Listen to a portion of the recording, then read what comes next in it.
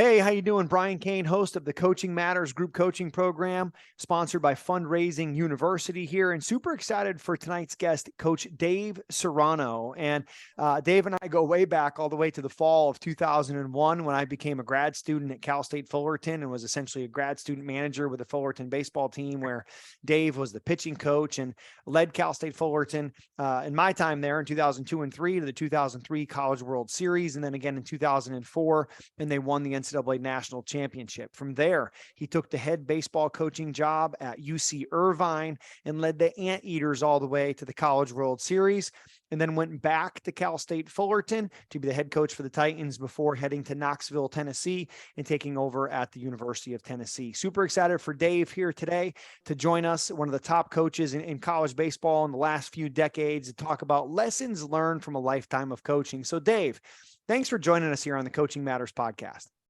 Brian, great to see you as always, and I really appreciate you having me on to share some of my stories over my career with anybody that wants to listen, whether it's a coach or a player, can pick up some of the things, the lessons I've learned over a long history of being around the game of baseball. And Dave, I know your time, goes way back in your coaching tree beyond even where you and I met in 2001 at Cal State Fullerton. If you would maybe give our listeners just kind of a quick glimpse into where you grew up, got into baseball, and some of the great coaches that you've worked with, like Coach Bill Mosiello, the head coach at Ohio State now, like Coach George Horton that won a national championship, like Augie Garrido, who's one of the greatest of all time, Wally Kincaid. Kind of give us your background, sort of, if you would, up until today. Well, I was coming out of high school. I went to Serrano High School. That's where I prepped. And coming out of high school, I was a 5'10", 180-pound right-hander that didn't throw very hard, but threw the ball over the plate a lot.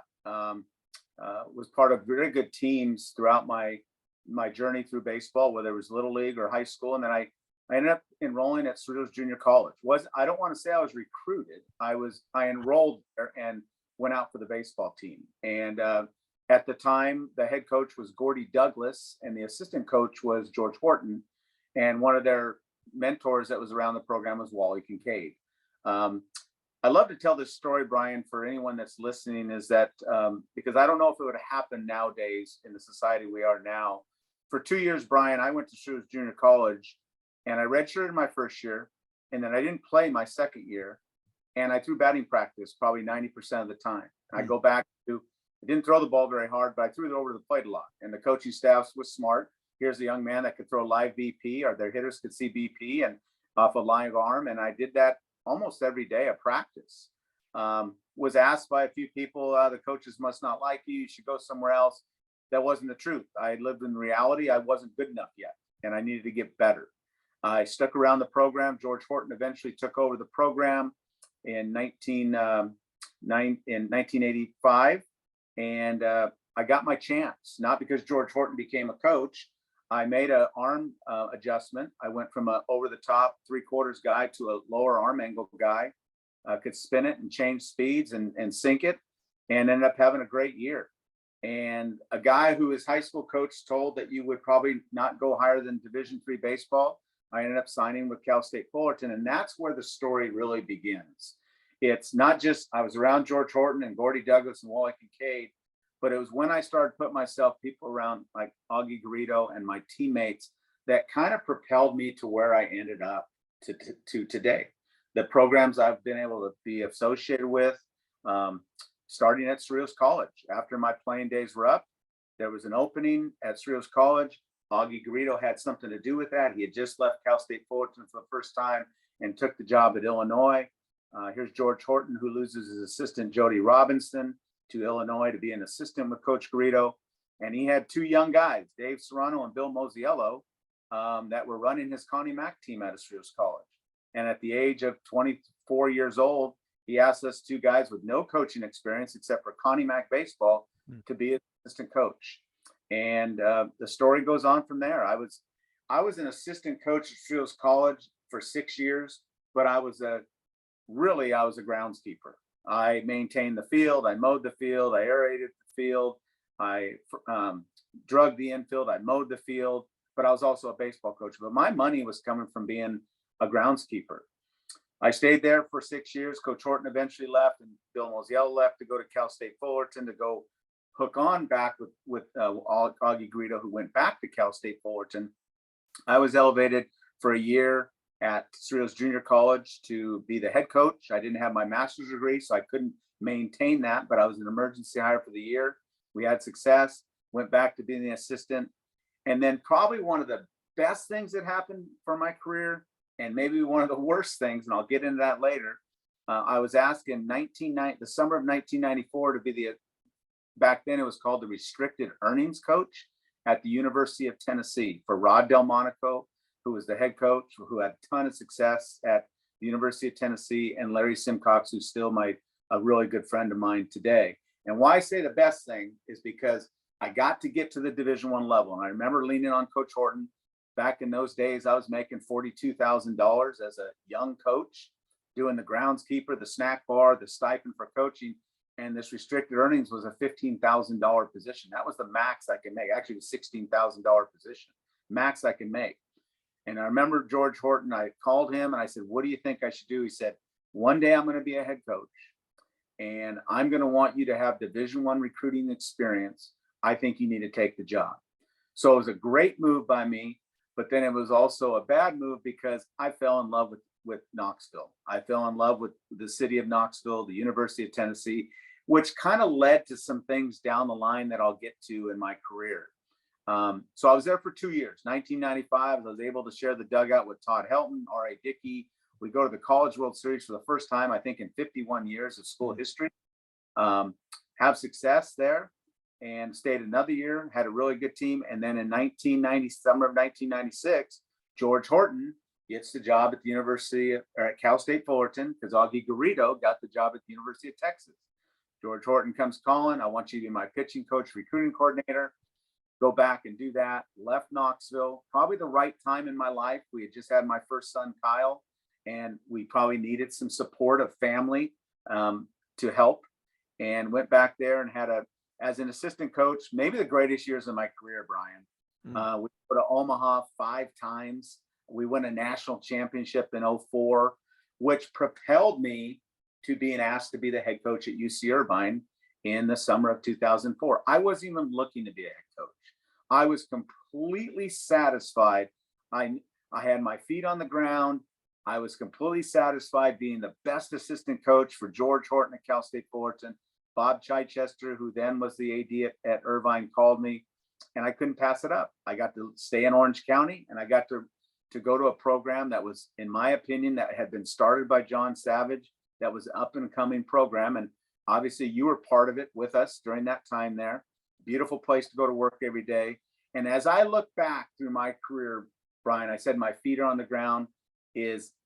That's probably was one of the mistakes I look back on, is I never was able to allow myself to ever have stability as a head coach in one program. 3 years at Irvine, had a ton of success. We go to regionals in my second year, go to the College World Series for the first time in school history. And then I started getting courted by people. University of Tennessee came after me, all the different stuff. Eventually, George Horton, again, as you keep hearing me use names, George Horton, Augie Garrido, very instrumental in my career. George Horton gets offered the job at Oregon, and I become the head coach at Cal State Fullerton. Hardest decision I've ever made in my life. Those kids, those players were my kids. They believed in me. They believed in our coaching staff, and we kind of leave them high and dry to go back to my alma mater, Cal State Fullerton, where I'd won a national championship, and then was there for 4 years. Had a ton of success. I think we won 174 games in 4 years, 3 super regionals, 1 Omaha trip, and then University of Tennessee calls. And that's where I go back to the best and worst of my career. Is I couldn't get my mind off of Knoxville and the University of Tennessee from 1996 when I left it. That was my goal forever, was to do something in coaching. And if that job ever came available, to get back to that job. It was the job that I had the most stability in. I was there for 6 years before I was let go. But let me say that again. That was the longest I was there stability wise. The other ones where I've had a ton of success, I was kind of in and out in 3 or 4 years. And that's one thing I would say to any coach that's listening out there, is that getting grounded in a position and staying there and building something on your own is probably more valuable than continuing to reach for the stars and continuing to try to find something bigger. I have no regrets. I have no regrets in any of the decisions I made because it was my plan that I had when I set out in my coaching career. I just wish I would have done some things a little differently in time wise of where I was at some places, because some places really made some big impacts on me. And I wasn't there long enough because I had that dream of going to the University of Tennessee. What would be some of those reasons why, Dave? You know, I think everybody looks at the trajectory of your career and they say, hey, well, that makes sense. Assistant at Cal State Fullerton, take a job in the Big West Conference, bring Irvine to the College World Series and beat Cal State Fullerton in Omaha, right? And then go to Cal State Fullerton, back to the alma mater, hey, back to the SEC at Tennessee. Like, if you look at the trajectory of it as an outsider, you go, oh, it makes logical sense why he went on the path he did. But you're saying that there's some regrets there. What are some of the things that, you know, if you could go back and rewind time and maybe do differently, what for the coaches here? Because I think so many coaches look at your trajectory and go, that's the path I want to follow, you know, and if, whether it's as a high school coach, JV to varsity, to AD, to next school, whatever it is. Right. But why more time in one place? What might that have done for you, you think? I'm going to use some of your terminology, Brian, that I've learned from you and Dr. Revisit when he was with us. Is for the most part, this for sure as an assistant coach, I was part of the process.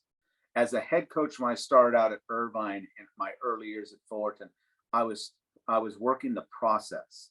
Then it started becoming about results. Mm-hmm. That's where I really feel that I started to have a tougher time in my careers, because now it became result oriented, because I had that thing in my mind of where I wanted to go and my feet weren't grounded where I was at. Mm. And probably the biggest regret, I think, personality wise, I even changed. I know, as I could honestly say, I was a different man, a different leader, a different coach, a different person at the University of Tennessee than I was at any of the other places. I had such a passion I stood on that podium at my press conference in June of 2011, because I had been there when we had success and I saw how that community blew up and supported that baseball program in 1995 went to the College World Series, and they had a string of many years of failure. And I stood on that podium and I said, when we get this thing going, this place will blow up. Well, I wasn't wrong. I didn't get to do that myself, but now you see what Coach Patella is doing and how this community, how they're supporting it, and it's gone crazy. And so that never got out of my mind, and that's why I think I started getting caught up in the results and not sticking to the process. I think when I first took my job at UC Irvine, I was still the assistant coach, the really good assistant coach I was for George Horton. I just had good men around me helping me.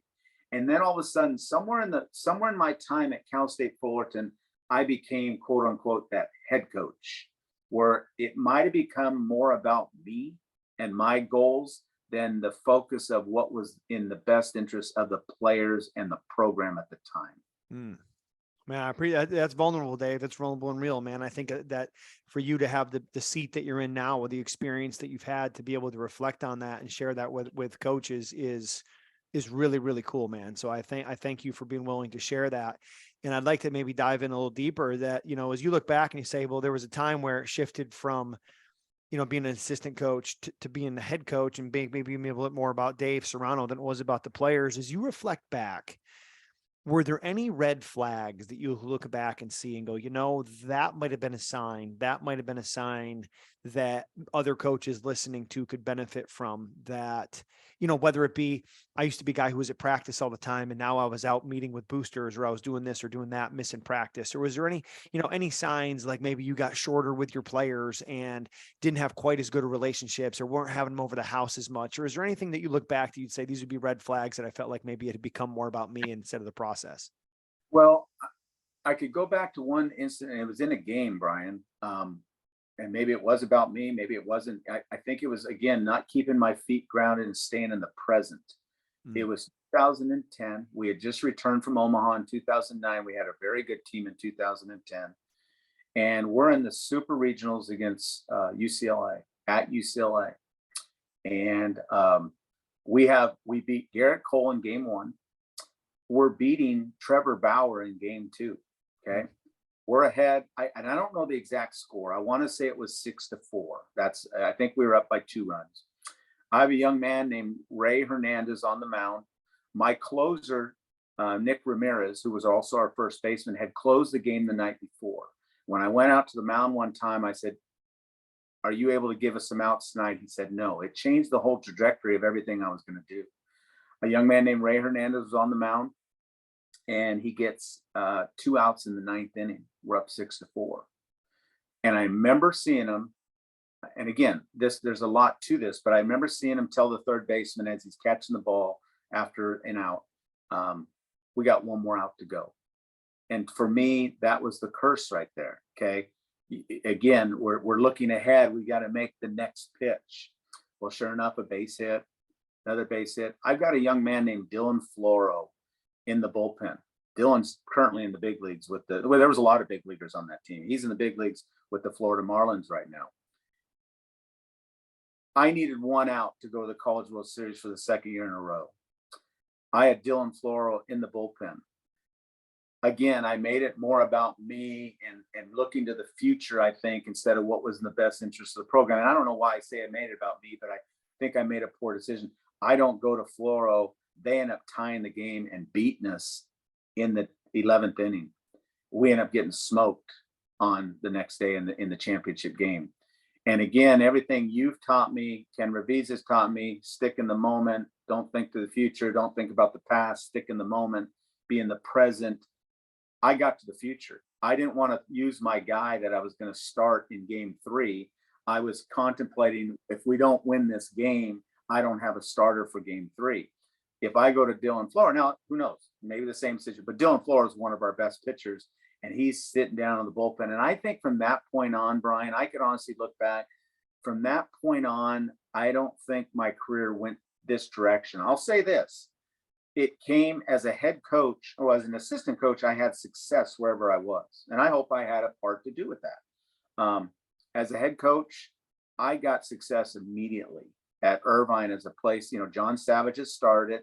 We go to a regional in year 2. We go to the College World Series and finish in 3rd place in 2007. Maybe the best team I was around team-wise. And then I go to Cal State Fullerton. I win at a 7,700 winning percentage for 4 years. Now, we didn't win a national championship, but we go to Super Regionals 3 years, a regional 1 year, and a College World Series the other year. It almost became too easy, too fast for me. It did. And then in 2011, and I'm going to admit something on this podcast. I'm not afraid to come be vulnerable. In 2011, I'm running, which I feel is another good team at Cal State Fullerton. We're having a great year.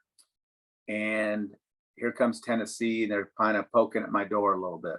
Okay. They're getting ready to make a coaching change. Again, not staying in the present, looking to the future. And I've already explained to all the listeners how much I was intrigued to get back to Knoxville and get back to the University of Tennessee. Well, here's a chance for an opening now.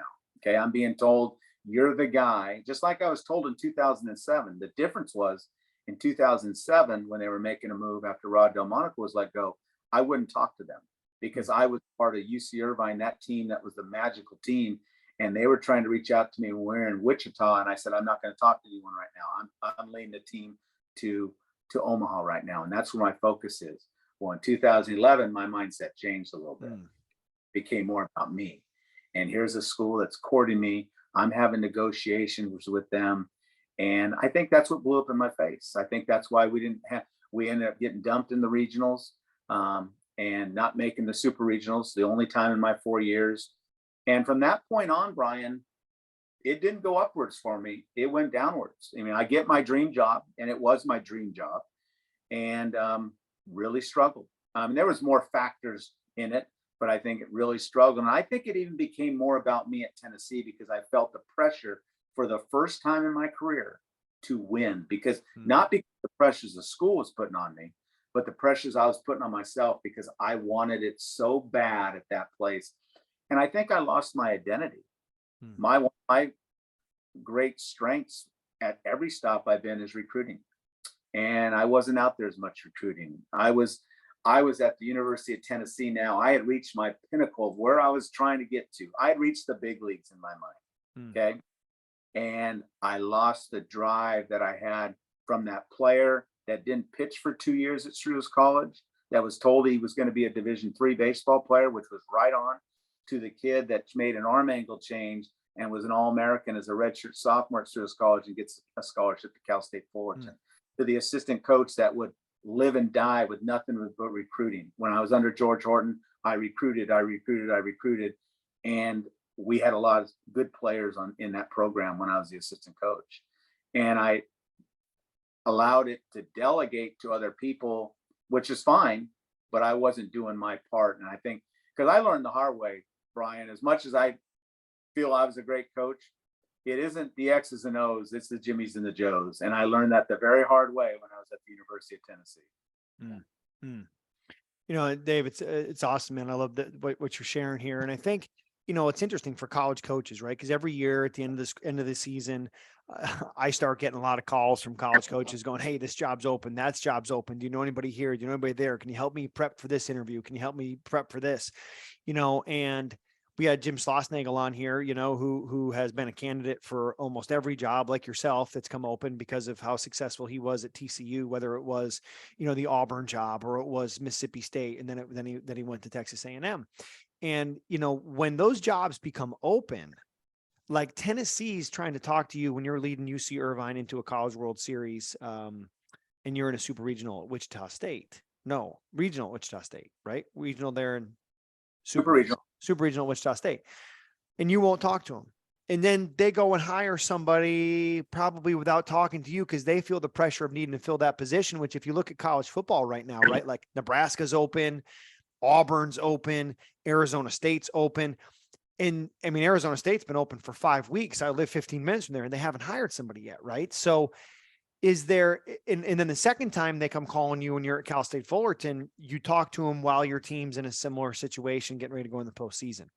In hindsight, did you feel some pressure saying like, I have to talk to these guys now so that they don't pass on me a second time? Was that part of that? And what advice would you have for coaches that are in that position, that are in the playoff run in their season and they're getting courted for other jobs, both head coaches or assistants at different schools?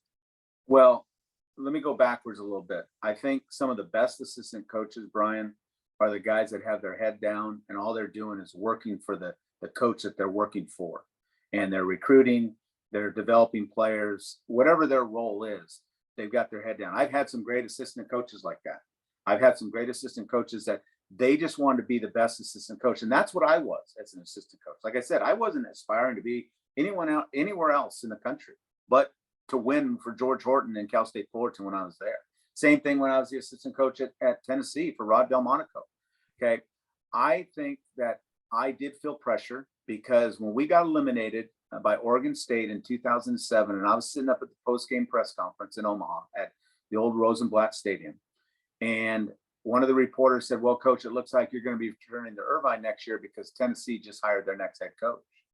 So that was going through my mind in 2011 as I was probably not handling it right. Instead of just having the confidence is, I feel like I'm their man. Let me get through this season. Let me be loyal to this program and this team. And I kind of probably got what I deserve. And I'm not too ashamed to say that. Now, obviously, the fact of going to Tennessee, not that I ever did this job for money, but it was a difference in money financially. You know, I mean, like those programs are, you know, for coaches and even more so now in 2022 and 23. So it was a life changer for my family and I. And the other factor is I felt it was a better situation. I still live in Knoxville right now. It's I kept my home when I went back to Northridge and to coach. And I thought it was a better place for my family to raise my family and for my boys to grow up. So all those factors played a fact in it, and that's probably why I towed the line, so to speak, and was having sidebar conversations. My focus was still on the six. I wanted to win at Cal State Fullerton. I wanted to go back to Omaha, but as the old saying is, the game knows. It does know, and that's a hard pill for me to swallow. Yeah. I want to take just a minute here and kind of press pause on our coaching program. And once again, would like to recognize Fundraising University and owner Mike Bahoon as the official sponsor of the Coaching Matters group coaching program and podcast. And Fundraising University is the leader in scholastic sports fundraising, and they're looking to team up with members of our Coaching Matters community for three main roles: franchise owners, corporate reps, and ambassador coaches. And if you're interested on joining the team, I'm going to post here in the chat where you can go to coachingmatters.org and click on join the mission to learn more. So thanks again to Fundraising University and Mike Bahoon for providing us the opportunity to sit down with great coaches like yourself, Coach Serrano, and share some of those life lessons. You know, as we always talk about, there's two types of experience: expensive experience and inexpensive experience. An expensive experience is what you learn from making the mistakes and going through it on the front line. An inexpensive experience is what you learn from coming onto these Coaching Matters calls and sitting down and listening to a guy like Dave Serrano share his story. So Dave, you're in the SEC, you know, you're at Tennessee. You also have taken programs, the College World Series in UC Irvine and in Cal State Fullerton. You've been in big time pressure situations. When you're in those pressure situations, or should I say those pressure positions, like being a new franchise owner, a new corporate, you know, a new entrepreneur who's trying to build a business, or your coach, Bill Mosiello, who we've had on here, who I think you were Little League baseball teammates with, who's now the head coach at Ohio State. Like, when you're in those positions of growth, growing a team, growing a program, growing a business, growing a family, as I'm going through it now with an 8-month-old daughter, what would be some of the strategies that you would suggest people use to help manage the stress and keep themselves into a better state of energy, a better state of focus, and really grounded where their feet are? What are some things that maybe you did or you are doing now that you wish you maybe did earlier? Understand, I think the biggest thing, Brian, that I've come to grips with, that I've learned through this experience, expensive experience, is be who you are, and know who you are, and know what your strengths are, and know what your weaknesses are, and surround people around you that cover up your weaknesses. And I think that's where I got out of my lane a little bit, to be honest with you. I think I'm jumping around a little bit. I think the best thing that ever happened to me after Tennessee is when I got the job at Cal State Northridge. Not a glamorous job, but I was able to find myself again. We had to do stuff on the field and work on the field. We didn't have the best gear in the world. It was back to the grind of going back to my playing days of nothing's ever been given to me throughout my whole career. I think Tennessee was the one place that things were given to me. And sure enough, I failed in that. So I think understanding who you are, where you came from, and just stay grounded to who you are. I think when I went to Tennessee and all the hoopla and all the people patting you on the back and the money that you're making, and everywhere you go to eat dinner, someone's always coming over and making you feel like you're Michael Jordan. I lost my identity, and I was able to regain my identity at the end of my career and feel I became a better coach again when I was at Cal State Northridge. And I'll even magnify that more when I went out this summer and coached at the Anchorage Glacier Pilots. I was driving the shuttle with the players to games. I wasn't the guy sitting in the back because I'm better than anyone else. I was the guy taking the laundry and dropping it off for the next day and all that. That's who I am. And that's the person I lost when I struggled. And I think that's the big thing I'd say to any person out there starting is understand your strengths, who you are, and surround yourself with people that could cover up your weaknesses. Yeah, that's great. Dave, I think some of the other key things that I know you've mentioned, I want to kind of learn a little more about is we both prepped under Ken Ravizza at Cal State Fullerton. I was there for 2 years as a grad student. You were there much longer than I was. Talk about the mental game. And obviously, the first college team, this is pretty cool for me, full circle. Like, the first college team I ever worked with was your 2006 team at UC Irvine, where I was flying in from Vermont, probably like once a month to come out there and work with you guys, which was really, really special. So I appreciate that you taking the chance to bring out a kid from Vermont, because you could have very easily called Ken Ravizza up the street, or probably 30 other mental game coaches between Irvine and Fullerton to come in and work with your squad. So if we can shift into kind of the mental game, what were some of the key things that maybe you learned or picked up from Ken Ravizza and the importance of the mental game in your time as a head coach? Boy, I'll tell you, Brian, the impact that Dr. Ken Ravizza, and you have had. Let's set aside my career, my life. Um, I preach this as much as I can to players, to people all the time. As simple as it sounds, as crazy it sounds, I think heads up baseball changed my whole life. I mean, I'm not everything's been cherries throughout, not just my career, but my life. I've gone through a divorce. I've had sons that have had to deal with situations, and I go back to my mental skills training of breathing, controlling what you can control, staying present, even though I got out of that a little bit. All that stuff, Brian, has had such an impact on me.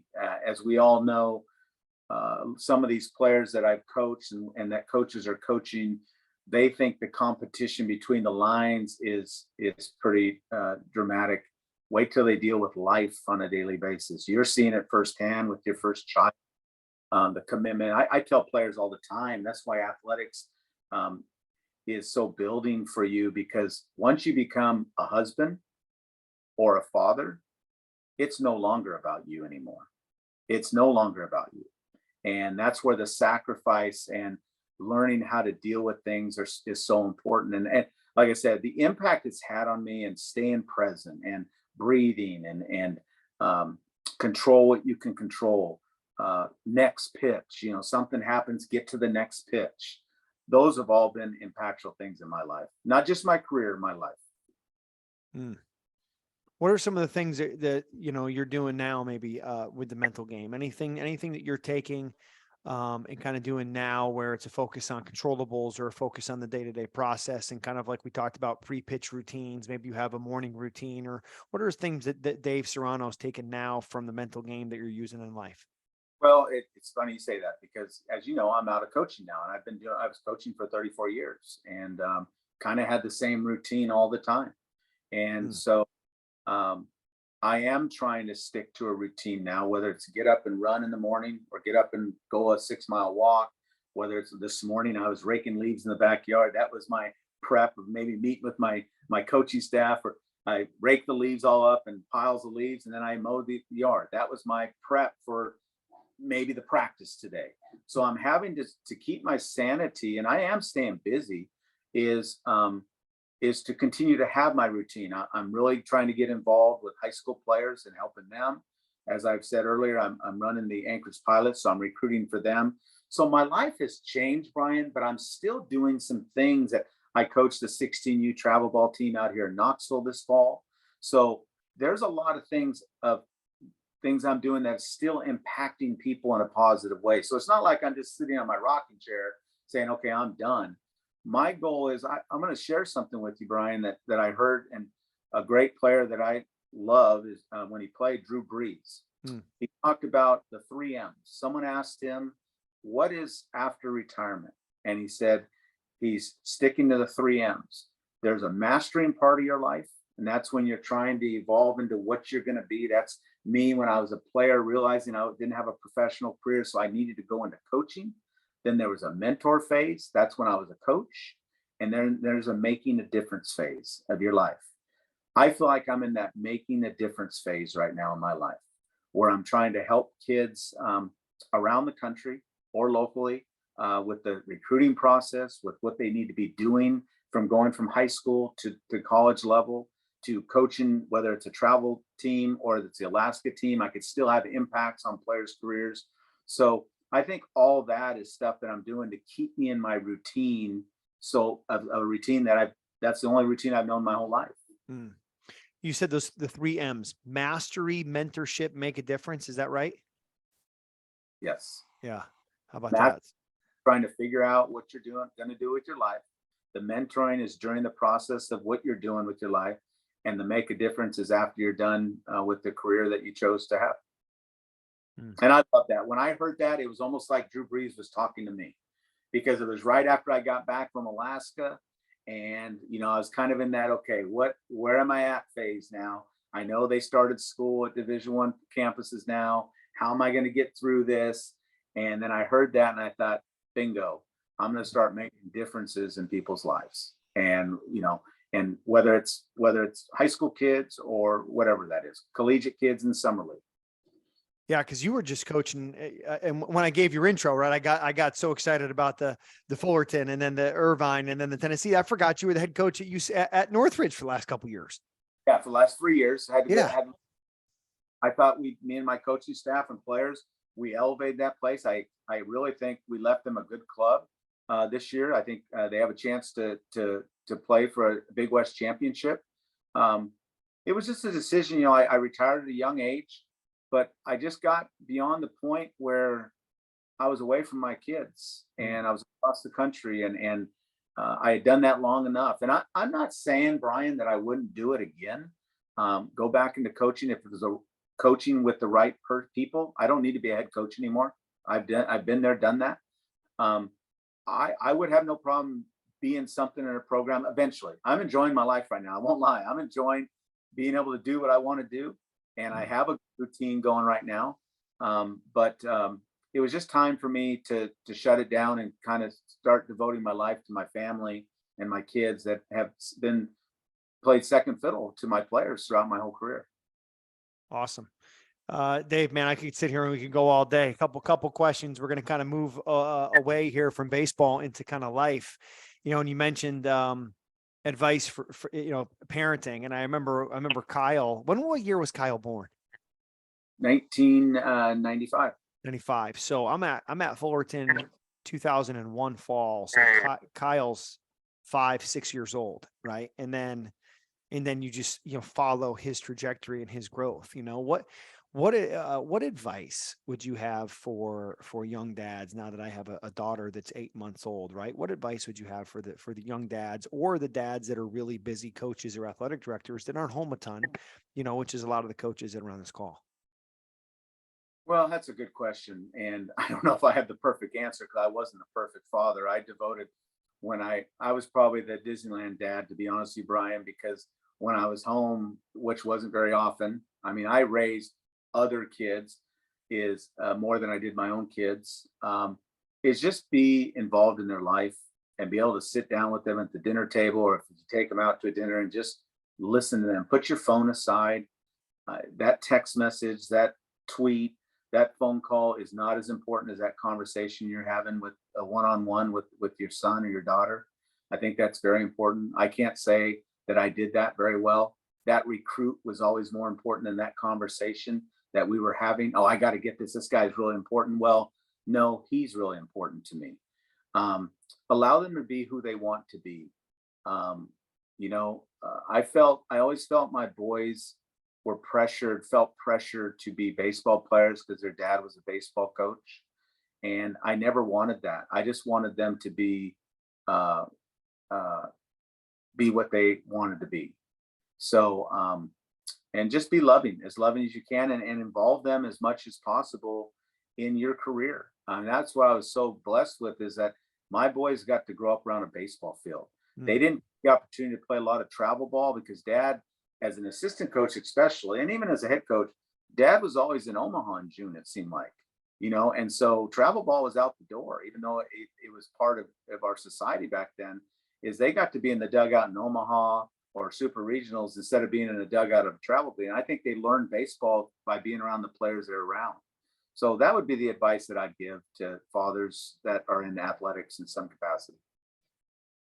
Yeah, I appreciate that. And you talk about the work-life balance piece, right? And it's like the NCAA didn't help you much when they're saying, hey, you can't call these guys back, but if they call you, you can answer, right? And it's like, I think sometimes the way that the coaching profession, at least at the college level, is set up, and it's changing so rapidly with NIL and all the other things that are going on, right? It's a totally different ball game than it was even 5 years ago. But just not setting it up for family success, where it's like, hey, if a kid calls you who's a freshman in high school and they're interested in your school and they're calling the other 5 top programs in the country, you can't call them back, but you can answer it. So like, you're at dinner with your kid and the phone rings and it's this kid. What are you going to do? You're just going to say, hey, my family is not as important right now in this little window of time that I have. I'm going to go take this call for the next 20 minutes. Like, that's just not setting up people for success. Brian, I'm going to tell a story. I think you were part of our program back then in 2002. I lost my mom in 2002 from pancreatic cancer. And I'll never forget this because my mom saw the trajectory of what I was becoming as a person with the focus I had on being the best assistant coach I could be. And I'll never forget one of her final words to me, the words of wisdom that I'll never forget her saying to me is, she said, look around my bed right now, and look who's standing around my bed. And it was all our family. It was all our family. And she goes, you got to remember this, Dave, as you continue your climb in your career. And she didn't know I was going to be a head coach. She always wanted me to be a head coach, but I wasn't when she was alive. And she said, when it comes down to the very end, it's going to be your family standing by your bed. And that's the way you want it to be. Not your players, not your other coaches. It's going to be your family. And I'll never forget that, Brian. That was powerful words to hear. And my mom wasn't wrong very often. And she wasn't wrong with that. And that all kind of played a part in my decision process to end it early, put your ego aside. It's not about wins anymore. It's about divulging into your kids and your family. Dave, I think there's a book in there that you're going to need to write. And I know a guy who's written a couple who might be able to help you pull that out. So if you're interested, let me know. I can get you guys connected. But I think that's something that needs to get out and you need to share, is continuing to dig on that story. We can only get so much in an hour podcast, right? An hour group coaching session. I want to make sure we time to open up the chat to all the coaches that are joining us live. So coaches that are there, here's your two options to get to interact with Coach Serrano. Here is one, either post a question in the chat and I'll answer I'll bring the question to Dave to have him answer. I'll ask it. Or on our participants window, if you raise a hand, we can pull you in live to interact and ask a question of Coach Serrano. So Coach Serrano, as our participants are thinking about their questions, getting ready to ask their hand or post it in the chat. I know you've started up DaveSerranoCoaching.com. So could you talk a little bit about that as our coaches are getting their questions ready? Yeah, I actually worked at camp out in September in California. I was asked to come in and be an honest evaluator for 266 kids that were at this camp. And the camp wanted a former Division I coach to give an honest opinion on where kids fell, Division I, Division II, III, NAIA, JC. And I really, as I was doing those reports, I kind of thought, boy, there's something in this for me.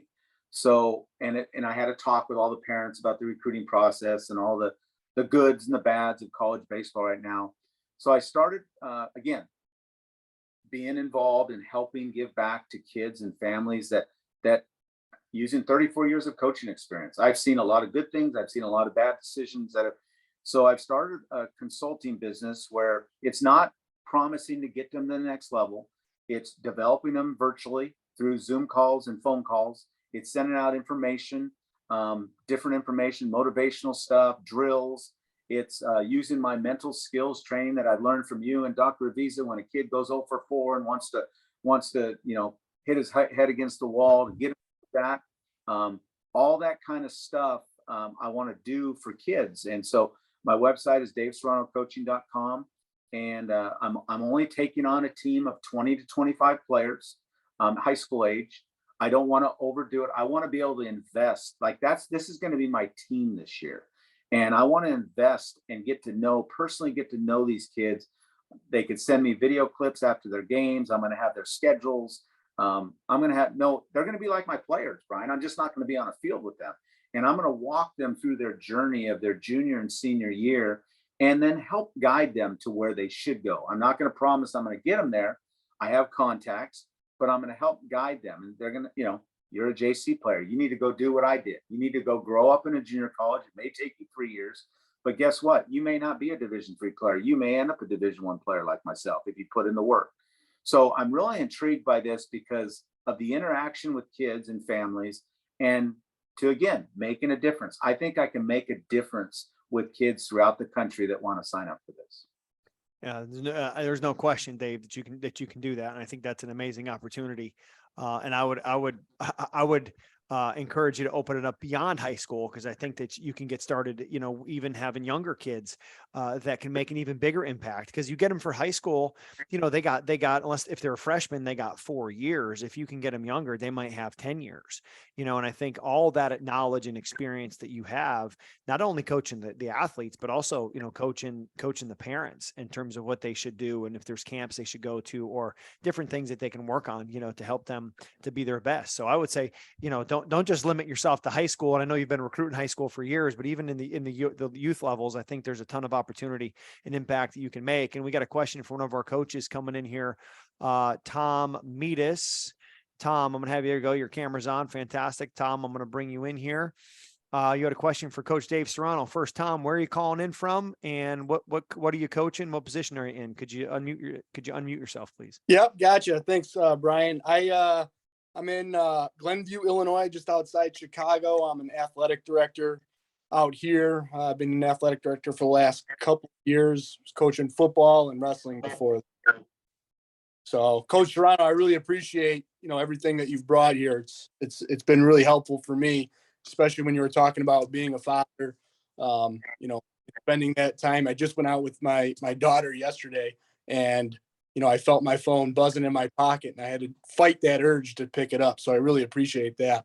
My question though is, like, when you were looking for an MPM coach to bring into your program, what were you looking for? Like looking for a mental performance coach, Dave, when you were looking to bring somebody into a program, whether it was at Tennessee or at Fullerton or Irvine, what were some of the things that you were looking for to bring in a mental game person? Well, I grew up, and I literally grew up with Ken Ravizza. He was my mental skills coach when I was a player at Cal State Fullerton. And then Brian came along when he was helping us with at Cal State Fullerton in 2002. We built a great relationship, and I love the passion that Brian brought. Teaching the mental game it's a full investment of everybody in the program. It's not just the head coach. It's got to be the assistant coaches. It's got to be the trainer. It's got to be the strength coach. It's got to be your best player, your worst player. So I felt when I was at Irvine, when I brought Brian along, nothing against Ken Ravizza. Ken Ravizza was working with two of our competitors, Cal State Fullerton and Long Beach State. But I brought Brian in because I wanted someone that was going to get the attention of our players. And Brian did that. So it wasn't dull. It was exciting. It was energetic. And it really brought a light. Now, I brought Brian back to Tennessee for the short time because of financial reasons within my program, or I'd have had him there like Jim Schlossnagle uses him and other programs use. It's not a coincidence that these programs that are using him are having consistent success. Not just success, they're having consistent success because it becomes part of their vocabulary in their program.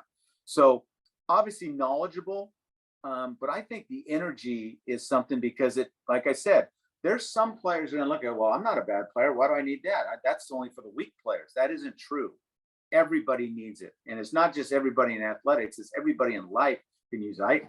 I like I said, as much as it had an impact in my career and my teams, it had more of an impact in my life because we all deal with things that we got to sit back and take a breath and get to the next pitch. So it was someone that my players would get invested with. And that's why I went to Brian when I became a head coach. Dave, I thanks, man. That's awesome. I appreciate that. That's cool. Thank you. The next question comes in from Coach Cody Newman. Cody said, Coach Serrano, as a head coach, I feel like less players are interested in coaching when they get done. How do we get more former players engaged in coaching to continue to grow the game, especially at the youth level? Well, I think, and I'm very old school when I answer this question for you. I think that players nowadays they want to play for the results. They want the 3-run home runs. They want the spin rate. They want the launch angle. That's all the stuff they read on social media now. They don't really invest in learning the game. When I played for George Horton back at Cerritos College and Augie Garrido at Cal State Fullerton, I learned the game and I fell in love with the game, the way the game's played. I hear a lot of people talk about baseball can be slow and boring. Well, it is if you're just looking for the 3-run home run or the three strikeout inning by a pitcher. It can become boring But if you're looking at why certain things are being done, there's a purpose for everything that you do in the game of baseball. That's why I think some players are not getting as much into coaching, because they don't understand so much why things are done in baseball. They're just looking for the results part of it. And that does make it boring. I love baseball. I love coaching baseball because it's the one sport that is so parallel with life, in my opinion. You don't have to be the biggest, you don't have to be the strongest to be really good in baseball. It's what you put into it. Dave, it's tough, I think, these days too, right? With like the pandemic that's hit and budgets getting cut and sports getting cut across the country, or kids now having to pay to play. And the thing I love about Fundraising University and Mike Bahoon is what they provide for coaches and what they provide for opportunities. What's your experience or your knowledge of Fundraising University? Well, I'm well aware of that, Brian, to be honest with you. I'd even sat down and talked to Mike and his crew about, again, when I was in that stage, what am I going to do? That was a way of me giving back and making a difference. If you're an athletic director, you're a high school coach or coach at any level, you need to look into Fundraising U, because it's a way of them allowing you to coach, allowing you to do the things you want to do and not have to be worried about the finances that I know that every program is strapped for. And in my little knowledge that I did in a short time around Mike and his people, is they'll do it for you, and they'll do it in a first class manner, and they'll do it in a timely manner where you could just keep coaching, and they'll do the work and bring in the funds to your program. So I wish that some programs I coached at that weren't funded, like maybe at University of Tennessee, I would have had access to people like Fundraising U, because they could have made a difference in travel budgets, uniform budgets, all the stuff that allows your program to become better.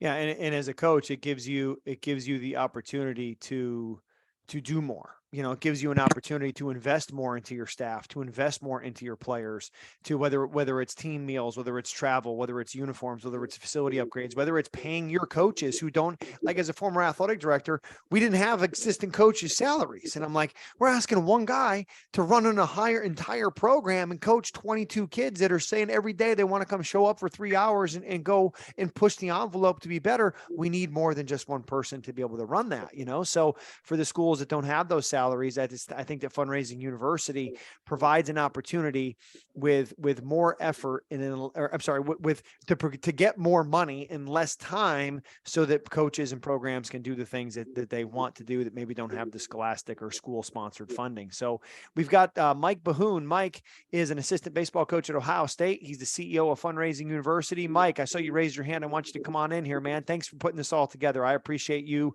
providing the opportunity and platform for us to run Coaching Matters, Mike. Thanks, Brian. Well, hey, welcome to everybody coming on. You know, feel free to invite other coaches in your school, other assistant coaches. We just want to connect with coaches and make them better. Brian, thank you so much. This is the first class deal. You know, we got the #1 mental performance coach in the world that gets to come on and does it with passion, enjoys these conversations, enjoys contributing to coaches. And then tonight we get Coach Dave Serrano, who's one of the best all time in college baseball. And honestly, when I started Coaching Matters, it was just to do exactly what we're doing. It's to give back to coaches and to put people in front that model what a great coach is. And Coach Serrano is that on every level. He's humble. He's introspective. He's sharing what he's sharing because he wants to make us better. I know all of us could resonate with more time at home and trying to figure out how to be great everywhere that you're at. And it takes true leadership and courage to stand up. So Coach Serrano, thank you. You're the evidence of why coaching matters. So it was a pleasure to have you on. Mike, and all the best to you at the Ohio State. That's a good time to be a Buckeye, man. And speaking of a good time, Coach, we got another question. Do you have a couple more minutes to take one more question? Because I think it's a great one. And it comes from Coach Joel Sato at Bingham High School in Utah, one of the top high school baseball programs in America. And he said, Coach Serrano, you said going back to Cal State Northridge helped you get back to the type of coach you started out being prior to getting caught up in results. Give us some advice on how to stay in the proper lane regarding focusing on the process, how to make sure we are process oriented at the beginning of each year.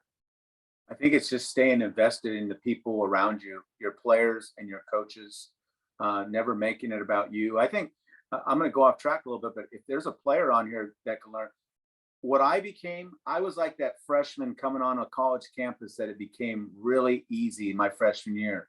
And a lot of times, as Brian, you've seen, because you've ended up working with some of them, that sophomore year, they end up really struggling because it became easy. And now they're start looking to the draft. Oh my gosh, can't wait till the good draft.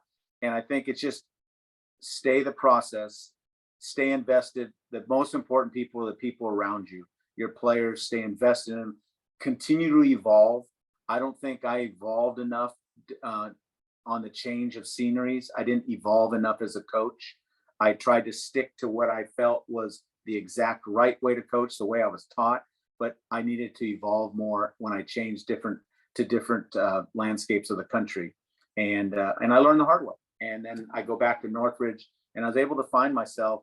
And I think to be able to find when you're starting to toe the line a little bit, to catch yourself. And now that I look back, I was probably going over the line a little bit and not staying in my lane. And I should have got off the highway at that moment and kind of regrouped and reprocessed of exactly what I'm doing and why I'm doing it. And it probably would have helped me in the long run, to be honest with you.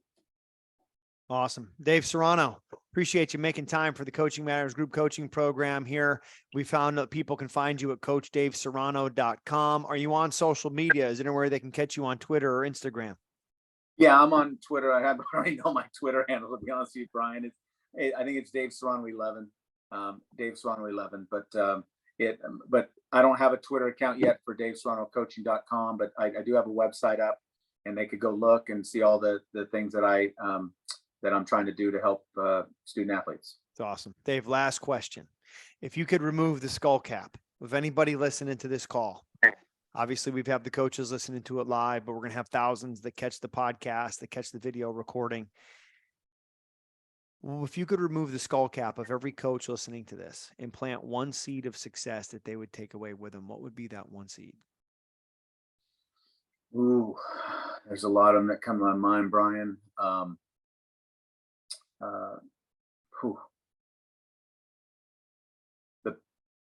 Your family always comes first, and then your team always comes second. I think that's something, because I think I got that out of order a little bit, and that's part of my demise. Your family always comes first. Don't worry about being judged by the scoreboard. Okay. Stand for what you stand for, and don't let the scoreboard change who you are. That's a great question, Brian. It kind of caught me off guard a little bit, but I would just say what I just said. I think I got caught up in the scoreboard, how people saw me. Be the person you're supposed to be. Love that. Don't let the scoreboard judge you, and stand for what you stand for. Don't let the scoreboard change you from who you are. And if you don't stand for something, you'll fall for anything. So thanks for being out here today, Coach Serrano, man. Great to get reconnected and see you again. Thanks for joining us here on Coaching Matters group coaching program. We may have to have a Coaching Matters sponsored in-person seminar up in Anchorage, Alaska, that starts at midnight outdoors with no lights on. Did you play in the midnight game in Alaska? No, we didn't play in the midnight game, but I'd love for you to come up, Brian. There's a lot of brown bear and moose that would like to meet you. Well, I got one bear I'm fighting over here in the house every day. We'll see if we can't get another one up there in Alaska. Coach Serrano, thanks for being here. Mike Bahoon, Fundraising University, thanks for putting this on. And until next time, everybody, remember, let's dream big, let's raise more, and let's dominate the day with Coaching Matters and Fundraising University. Thanks, everybody.